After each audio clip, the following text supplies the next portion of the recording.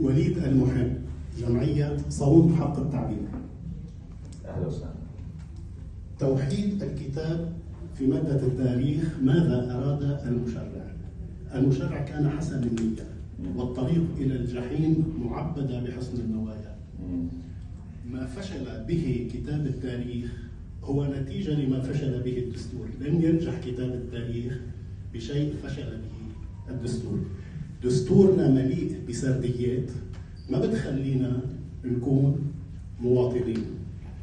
لبنان ساحة مش دولة، ونحن مكونات مش مواطنين بسبب لغم موجود ولازم نخلص منه، يلي هو العيش المشترك. اليوم كثير ناس عندهم أفق منخفض، بيفتكروا إذا حدا عم بيقول العيش المشترك غلط يعني بدنا نروح على الاقتتال. هيدا مش صحيح، هيدي عقلية الندرة، عقلية الوفرة، نروح لما بعد ذلك.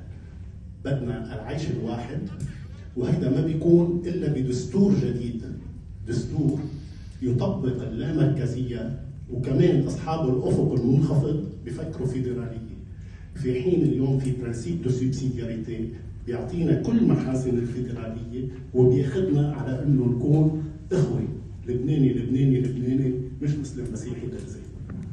ثانك يو. انا اصريت بس بتعرفوا ليه رح تسمعوني ما بحب الميكروفون.